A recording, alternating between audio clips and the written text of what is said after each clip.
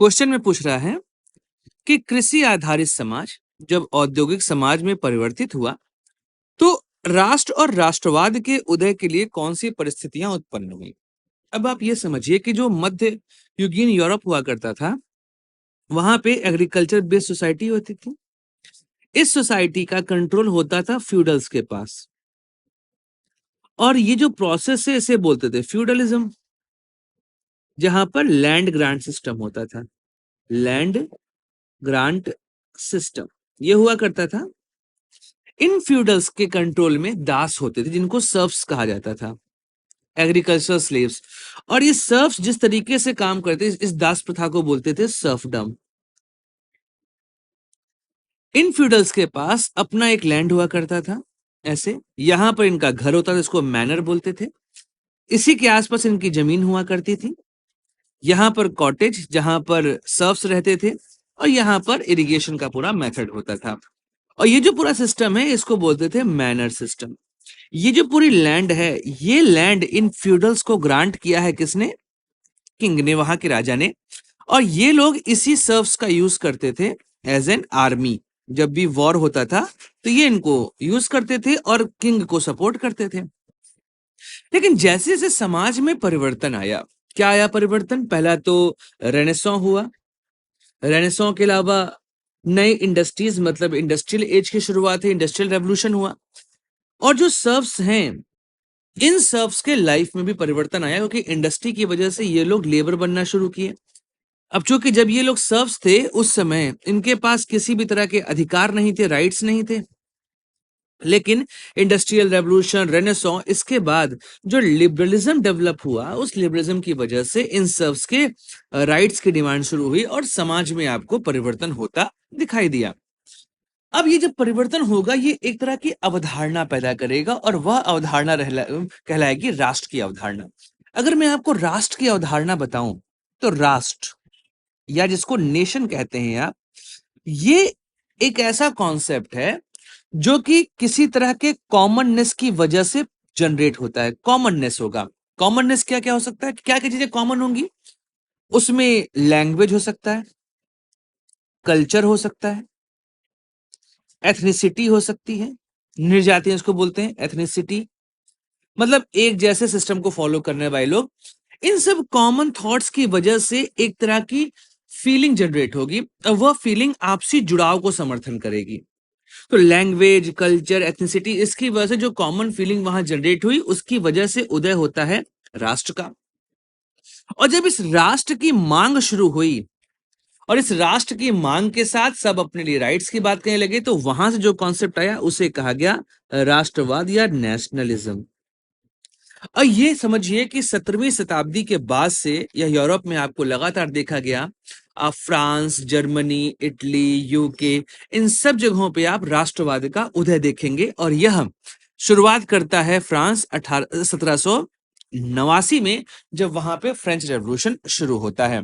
तो जान लेते हैं आंसर क्या होगा यहां पर कि 18वीं 19वीं शताब्दी में जब औद्योगिक क्रांति की शुरुआत हुई तो समाज की संरचना में परिवर्तन हुआ। उत्पादन पद्धति चेंज हुई, मतलब प्रोडक्शन चेंज हुआ और उस वजह से सामाजिक संबंध में परिवर्तन देखने को मिला। अब जो कृषि प्रधान समाज है वो कैसा था? सामंती समाज, जो मैंने यहां बताया आपको, फ्यूडल सोसाइटी। वह समाज उद्योग प्रधान समाज की आधुनिकता से, क्योंकि उसमें राइट्स की डिमांड कर रहे हैं, डेमोक्रेसी की बात कर रहे हैं, लिबरलिज्म की बात कर रहे हैं, उससे अपने आप को मैच नहीं करवा पाया। क्योंकि सामंती प्रथा में दासवाद जो सिस्टम है या दास प्रथा जो है वो दासों को अधिकार देने की बात नहीं करती। जबकि हम बात करते हैं उद्योग प्रधान समाज में, वहां पर क्या होता है कि हम राइट्स की बात करते हैं। कौन कौन राइट? सोशल, सोशल, इकोनॉमिकल और पॉलिटिकल, ये सारे राइट्स मिलने लगे। दैट्स वाई यहां पर क्या हुआ कि इस समाज से यह समाज कभी भी मैचअप नहीं कर पाया कि ये कभी भी राइट्स अर्थात अधिकार की बात नहीं करते थे। तो इस वजह से राजनीतिक और सांस्कृतिक चेतना भी आई। सीधी बात है, पैसा आएगा तो विचारशील दुनिया हो जाती है।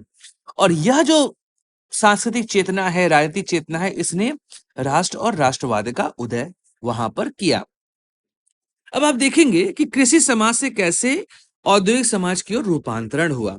जैसे मैंने आपको बताया कि जो फ्यूडल सोसाइटी है वो ग्रामीण और कृषि आधारित होती थी।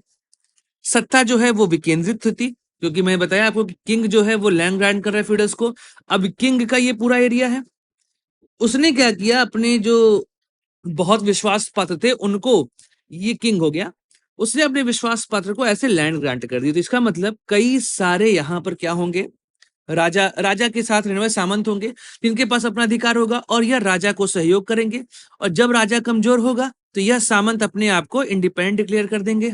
ठीक है, तो सीधे तौर पर क्या है कि यहाँ पर सत्ता का विकेंद्रीकरण आपको देखने को मिल रहा है।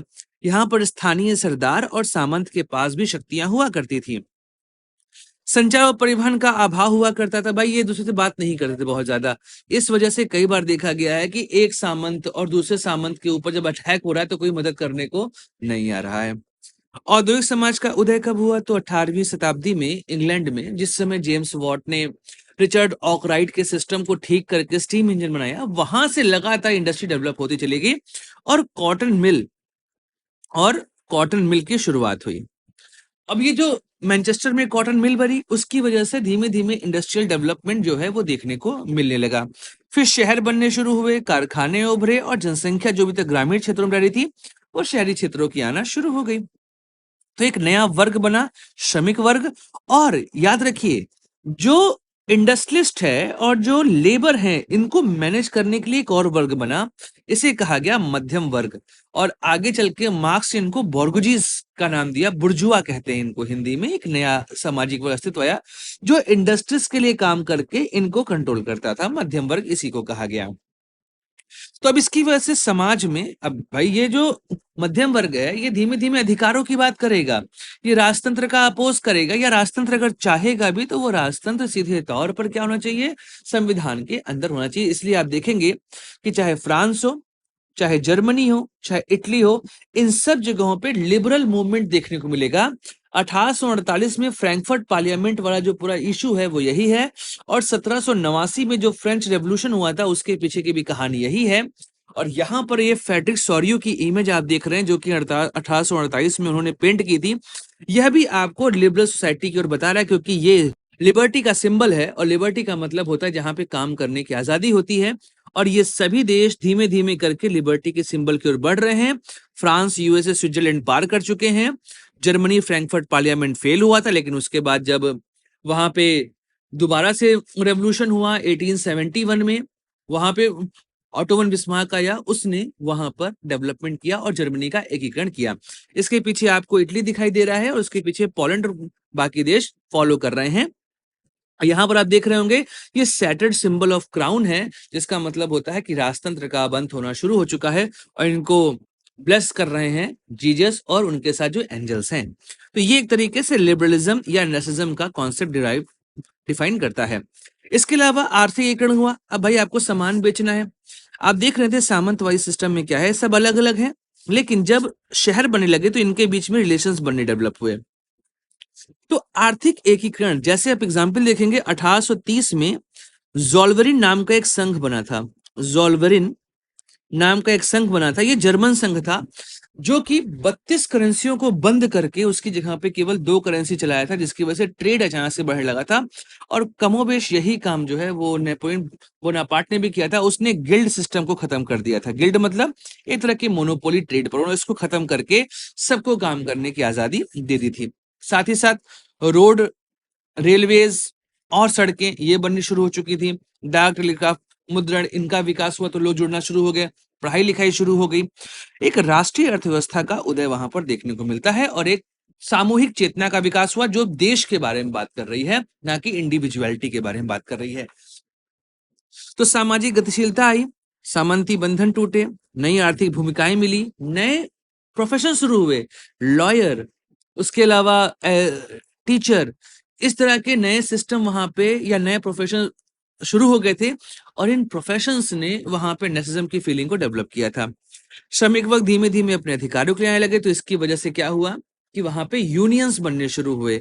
सेम चीज मध्यम वर्ग ने राजनीतिक प्रतिनिधित्व की मांग करी। आपको पता ही है कि जब 1791 में रेवोल्यूशन समाप्त होता है तो वहां पे किंग की सत्ता चली जाती है, किसके पास, लिबरल्स के पास चली जाती है। एक्टिव मेंबर्स उसको रूल करते हैं वहां पर, तो वो एक नया दौर शुरू होता है।